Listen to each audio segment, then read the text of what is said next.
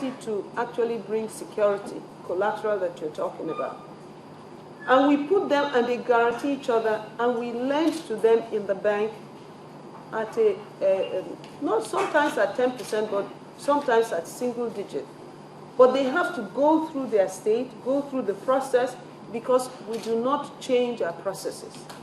She also addressed the issue of having personal connection before accessing loans in the bank. When you go to the first institution and they say you have to know the Oga at the top, it becomes difficult for you to go to other places knowing that. We have been able to actually approve 238 billion naira since I got there. What kind of life would I have if I had to see or know everyone? We don't know the people who borrow. And they can only begin to understand this when people that are close to them know about it. If you go with a positive mental attitude and apply and you don't get a response, you write to the CEO and say, look, I've written to you, this is my application, what happened? We take steps in the Bank of Industry. If you write to us and you don't get a response, we take steps quickly, all the time. So please do tell your readers and your clients, and you don't have to know anyone, really, and that's the truth. UNIDO's perspective to creating wealth came next. Dr. Kumawa presenting the worrying figure showing a decline in the growth rate of the manufacturing sector from 7.8% in 2009 to 5.71% in 2011. The solution to him is using what you have to get what you want. The message here is, how do we use that biggest chunk, which is the oil sector, the revenues that are coming from that sector, to diversify this economy? I have not seen any of you write in the papers to challenge the use of the Sovereign Wealth Fund that has been created. It has 3 components, and none of those components, in my view, has targeted the sector that is supposed to drive this economy, which is industrialization. You go to Norway, they did exactly that. They used their Sovereign Wealth Fund to support industrialization in their country, and today most of our people want to go to those countries. Other countries that have this type of natural resources have also spent a lot of it to support the real sector, because it is only the real sector that we create the wealth and the jobs that we need for the country, which means industrialization is the key to Nigeria's prosperity. If we do not hammer it, as journalists, as development experts, we will not be doing service to our nation. After a lot of interaction, bond created, and knowledge shared, it seemed fair to close the workshop for the day, do a little of chit-chat before day 2 resumes.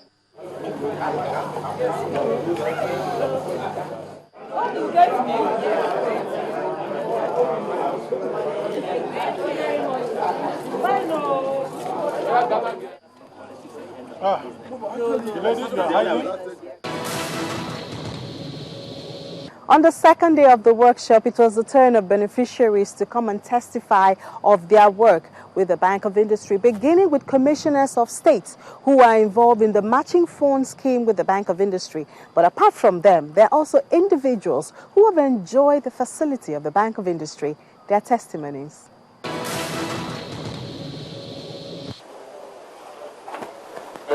After a good night's rest, the workshop reopens to the testimony of the Commissioner for Trade and Investment in Gombe State. The state is one of those in partnership with the bank through the matching fund scheme. Now its second phase is on. It speaks of the impact on the state so far. There has been an easing on the pressure on government to have to create, to employ more people, either at the local government level or the state level, because there are alternative means of providing employment now. There has been significant wealth creation as well. Then H, there has been financial inclusion to families. Families that have not been able to finance small businesses, but they have the skills, have now been included. Ogun State is another partner with a success story based on a 1 billion naira MOU matching fund and 1.5 billion naira for industrial park in the state. 100 Adile Kampala producers have benefited from And interestingly, their products were used at the last Olympics in 2012. The Minister of Trade and Investment has also requested for samples of Adire and Kampala for the proposed fashion exhibition in Europe in order to showcase our people. The samples have been delivered to him. He was very impressed with it and the quality of the materials. And he also spoke about capitalizing on areas where each state has comparative and competitive advantage over others. Continuing with experiences with the bank, more clients convinced journalists on the pleasure of their partnership. I had borrowed $2 million from a Nigerian bank. I will not mention names. And the interest rate, everything put together, processing fee, management fee, everything put together was about 27.5%. And they gave me a tenor of 18 months. Then they said there was a 100 billion cotton, textile and garment fund. By that time, the fund was not on ground, but it had been created. We applied. Eventually, I was given an approval. But then there was no money. And I was in trouble because the commercial bank was threatening me. So BOI decided to give me a bridging facility for 1 year, pending when money will be created, so I could pay off the commercial bank.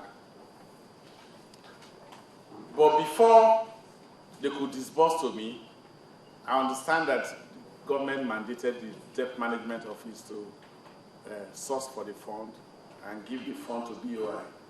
But these testimonies do not mean that the climax has been attained by both the bank and the media.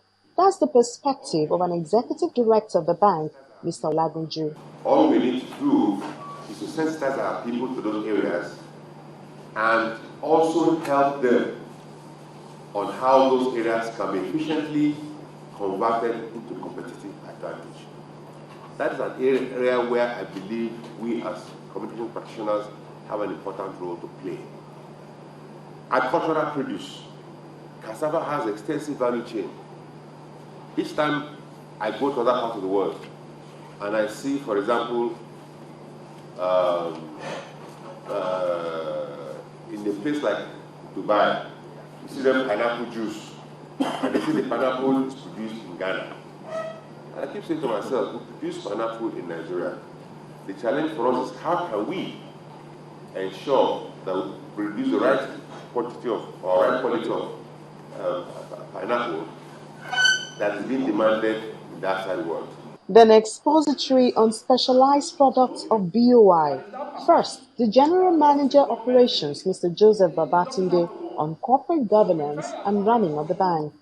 This issue of corporate governance and development orientation, I'm trying to bring them in because we have had a lot of occasions that people will ask us the way we push, the way we try our best to make sure that things are done. There is that perception that once it's a government thing, it doesn't have to work.